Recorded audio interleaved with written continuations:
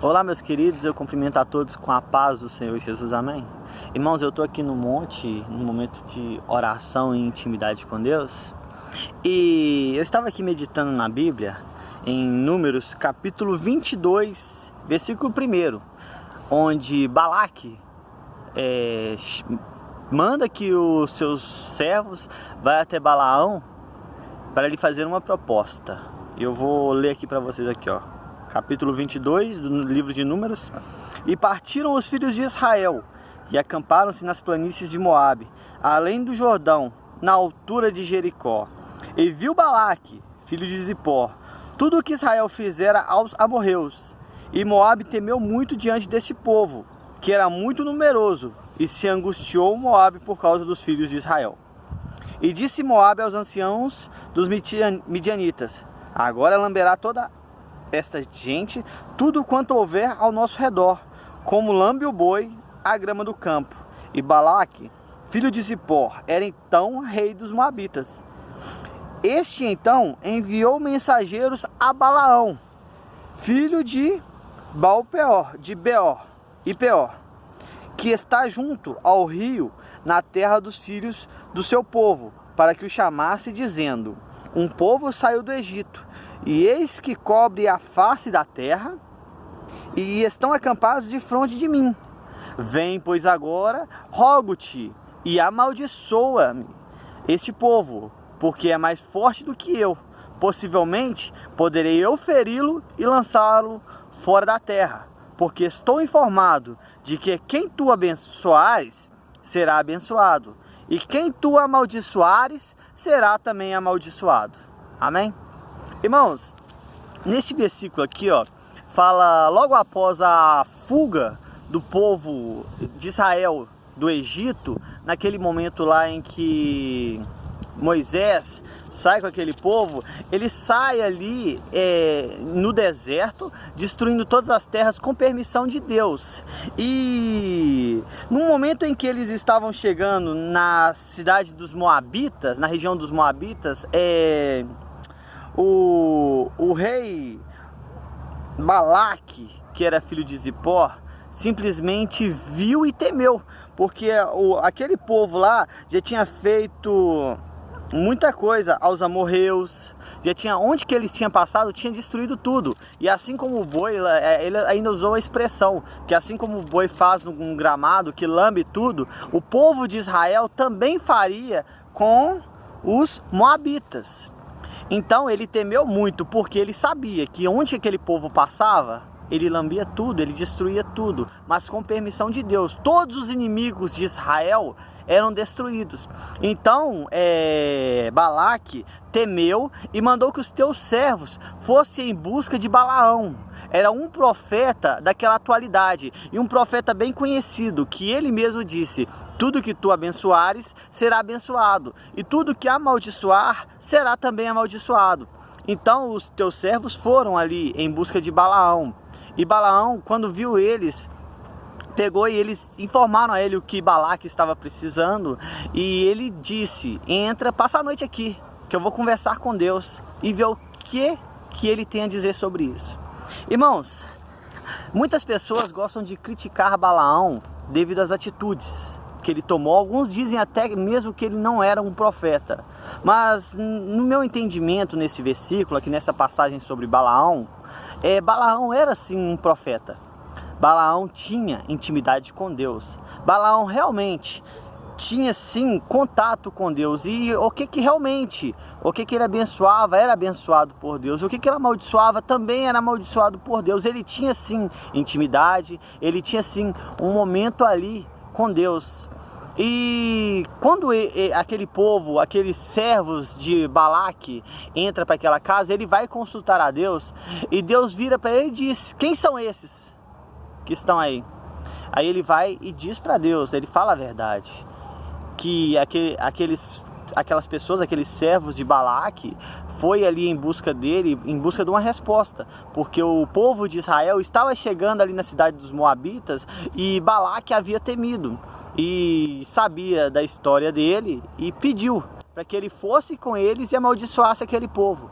o povo de Israel, amaldiçoasse o povo de Israel. Só que tem um detalhe, meus irmãos, o povo de Israel não fugiu do Egito em vão. Aquele povo era o povo eleito por Deus, aquele povo escolhido por Deus. Então Deus pega e diz para Balaão assim: como tu podes amaldiçoar aqueles a quem eu abençoei? Então essa passagem fala muito comigo nesse momento o seguinte: como as pessoas querem amaldiçoar aqueles a quem Deus já abençoou? Se Deus já te abençoou, meus irmãos, independente de quem tenta destruir a tua vida, quem tenta te amaldiçoar, quem tenta tramar contra você, não tem poder, porque quem te abençoou foi Deus. Deus não permite que o inimigo venha amaldiçoar ninguém. Mesmo que venham orações contrárias de próprias pessoas dentro do evangelho, que sabemos que isso acontece, nada acontece porque quem abençoa é Deus. Se Deus te abençoou, pode ter certeza que nada vai acontecer. Então, meus irmãos, Balaão diz àqueles homens: vai, porque Deus não permitiu. Deus não permitiu que eu fosse.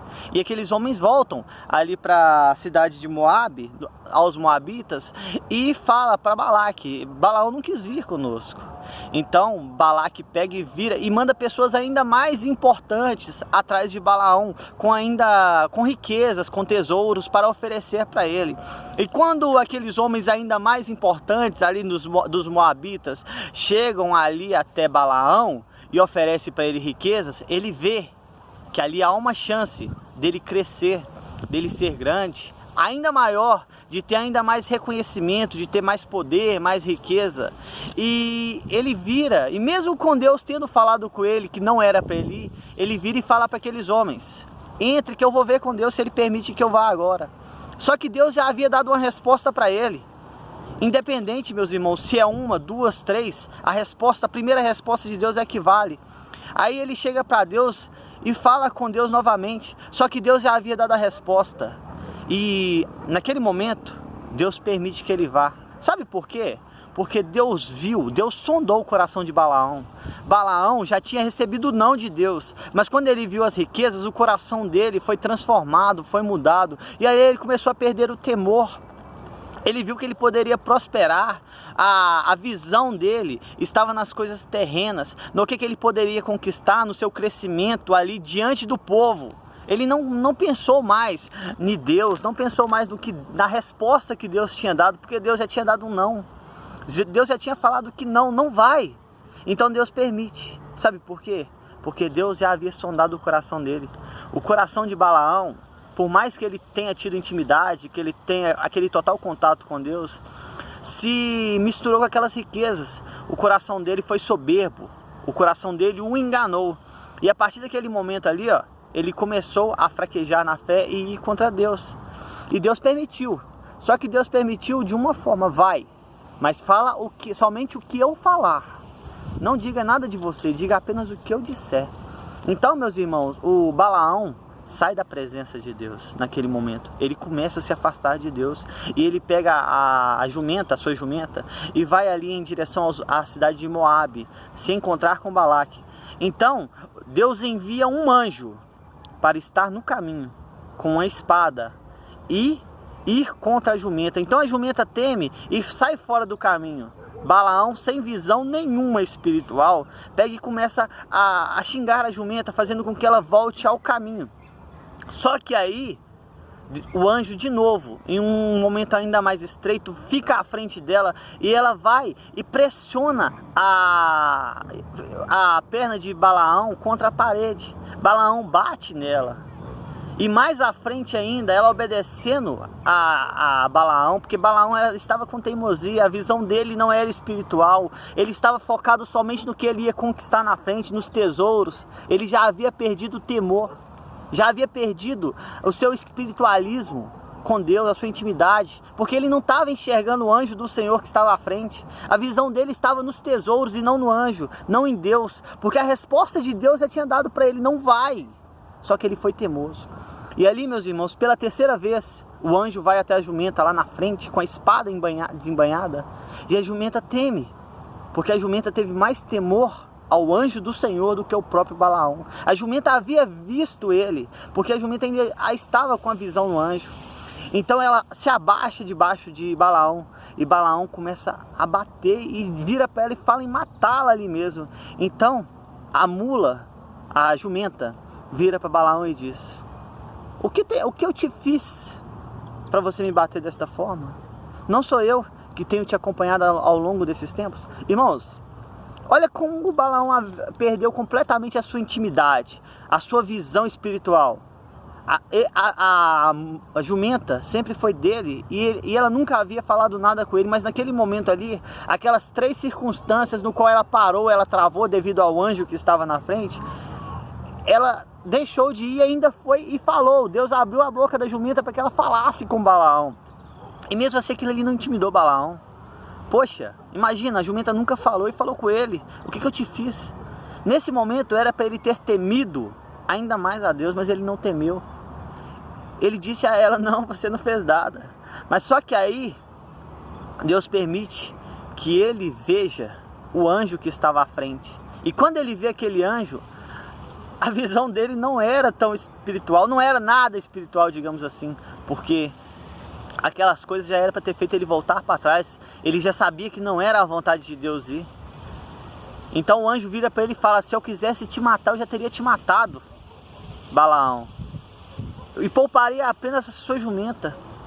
Só que Balaão vira para ele e fala: Senhor, se o Senhor quiser que eu volte, eu volto. Mas irmãos, depois dessas tantas coisas, depois da primeira resposta de Deus, para que Balaão foi até Balaque, que estava indo em direção a Balaque? Para que ele estava indo em direção aos Moabitas? Sabendo que ainda não era da vontade de Deus, porque Deus havia dado a primeira resposta para ele: não vai. Não vai, porque você não pode amaldiçoar aquele a quem eu abençoei. Todos nós sabemos que o povo de Israel são os eleitos de Deus, aquela cidade santa, aquele povo escolhido. Então Balaão, com seu coração cheio de orgulho, cheio de vontades e desejos, de tesouros, de conquistas, de riquezas, pega e vira para Deus e fala: se o Senhor quiser eu volto. Fala para o anjo. Só que aí Deus vira e fala: não, pode ir, mas tudo que eu disser, você fala. Só fala apenas o que eu falar. Não fala nada além disso. Irmãos, quantas vezes acontece no nosso dia atual? Às vezes nos é oferecida uma oportunidade e a gente ora sim a Deus, a gente busca por uma resposta e Deus pega e fala: não. Deus falou não comigo hoje. Fiz pirraça. É o que acontece na maioria das vezes com nós. Nós fazemos pirraça, esperneamos e não damos ouvidos. Beleza, Deus falou não para mim hoje. Amanhã eu volto a orar. Amanhã a porta ainda vai estar aberta, a porta do pecado ainda vai estar aberta. Eu vou sim buscar lá mais uma resposta de Deus. Deus já deu uma resposta. A resposta de Deus sempre vai ser a mesma. Deus só mudou a resposta com Balaão porque sabia onde estava o coração dele. Irmãos, Deus falou: não vai. Não vai, não adianta. Porque os caminhos são tortuosos, os caminhos são de morte, são de perdição. Não vai. E Balaão foi teimoso. Nós também somos teimosos muitas das vezes. Deus nos dá a resposta, buscamos uma resposta do Senhor e Deus fala: não. Só que nós somos teimosos e agimos por nosso próprio impulso. Deus falou não no relacionamento, a gente foi. Deus falou não com uma porta de emprego, a gente foi. Deus falou não com uma viagem, a gente foi. Deus falou não com um ministério, a gente foi. Deus falou não para o pecado e mesmo assim nós insistimos em pecar. Assim é a nossa vida. Então, meus irmãos, Deus ali, como ele fez com Balaão, lhe proporcionando 3 momentos que ele refletisse e voltasse para trás, porque a jumenta não era normal ela fazer aquilo. Mesmo se a visão dele não foi o suficiente, assim é com nós. A gente ora a Deus, Deus fala não. Poxa, eu vou orar a Deus amanhã, para ver se amanhã ele me fala um sim. Mas a resposta de Deus continua sendo não para o pecado. A resposta de Deus continua sendo não para aquilo que nos afasta da tua presença. E Deus sabia muito bem que os moabitas não podiam ir contra o povo abençoado por ele. Deus nos abençoa, independente de quem vir contra nós, somos abençoados por Deus. Meus irmãos, às vezes esses problemas no qual você está passando, que eu estou passando, momentos que acontecem na nossa vida, para refletir um pouco. Não seria o próprio Deus virando para você e fala: você está fora do centro da minha vontade? Sabe esse problema que você está tendo nessa empresa no qual você entrou? Deus havia dito não para essa porta. Você foi teimoso e foi. Deus está dizendo não. Você está fora do centro da minha vontade. Sabe aquele relacionamento que Deus disse não e você insistiu, colocou Deus contra a parede e foi? Que está dando errado? Que está tendo brigas, está tendo discussões, está tendo momentos ruins? Pois é, pode ser o próprio Deus virando para você e dizendo não, você está fora do centro da minha vontade. Porque o povo de Israel estava no centro da vontade de Deus. E sabe o que acontecia? Onde eles passavam, eles eram vitoriosos. Quando estamos no centro da vontade de Deus, Deus trabalha em nosso favor. Nunca foi às mãos dos filhos de Israel. Sempre foi às mãos de Deus que trabalhou em favor deles. Sabe, meus irmãos, aquele problema grande no qual você está passando? Sabe? Você está fora do centro da vontade de Deus. Você decidiu deixar o seu ministério porque o seu pastor virou para você e disse não. Não faça, não vai, não peque. Você disse não. Tudo está dando errado. Está sofrendo, está doendo, está machucando. Eu só tenho uma coisa para te dizer. Você pode estar fora do centro da vontade de Deus. Vamos refletir um pouco ali em Jonas, no momento em que Deus fala para ele ir até a cidade de Nínive, pregar contra ela. Só que Jonas, havia um grande problema entre o povo dele e o povo de Nínive. E ele pegou e disse, não vou. Ele levantou e foi para a cidade de Tarsis. Então Deus pegou e mandou ali uma forte tempestade, houve todo aquele reboliço no barco, ali, que os homens tiraram na sorte e lançaram ele no mar. O grande peixe foi lá, engoliu Jonas, Jonas se arrependeu e o peixe cuspiu ele ali na cidade, na praia de Nínive, onde ele deveria estar. Sabe por que da tempestade? Sabe por que do ventre do peixe lá, do peixe ter engolido Jonas? Porque ele estava fora do centro da vontade de Deus. Então, meus irmãos, o que eu quero deixar para vocês nessa tarde? Você está dentro do centro da vontade de Deus? Tudo está cooperando para o seu bem? Porque a palavra de Deus nos diz, tudo coopera para o bem daqueles que amam a Deus, daqueles que estão no centro da tua vontade. Está dando errado? Reflita um pouquinho no seu passado. O que Deus virou para você e disse não, e você temou e foi e fez? O que Deus falou não, e você foi? O que Deus disse? Uma resposta. A resposta de Deus é bem clara. Ele nunca nos deixa enganado. Sim, sim, não, não. Deus te deu um não, e você temou e foi. Deus me deu um não, eu temi, eu peguei e fui. Fora da vontade. Não temi o que Deus havia me dito. Não vai. Com isso, meus irmãos, o propósito é sempre eu quebrar a cara, porque quando eu saio do centro da vontade de Deus, a proteção sai fora. Não é que a proteção sai fora, eu saio fora da proteção. O centro da vontade de Deus é protegido por Deus. Eu saio fora da proteção de Deus e Deus permite que coisas aconteçam. Deus permite que o inimigo me ataque. Deus permite que levantes acontecem. Deus permite que coisas ruins acontecem. Mas não é para me punir. Não é para dizer, Deus é mau, se afastou de mim e deixou eu perecer. Não, Deus está te dando uma oportunidade nessa tarde. Volta para o centro da minha vontade. Volta para o centro da minha vontade. Irmãos, a mensagem desta tarde, volta para o centro da vontade de Deus, porque a vontade de Deus é boa, perfeita e agradável, e te levará a um nível de intimidade maior, e ainda melhor, te levará à salvação, às mansões celestiais, a morar no céu, a ceiar com Cristo, a andar em ruas de ouro e de cristal. Essa terra é passageira, tudo aqui é passageiro. Eu estou no alto do monte aqui agora, eu estou vendo tudo aqui ao redor. É uma visão até extremamente maravilhosa. Pôr do sol, uma visão bem ampla de tudo.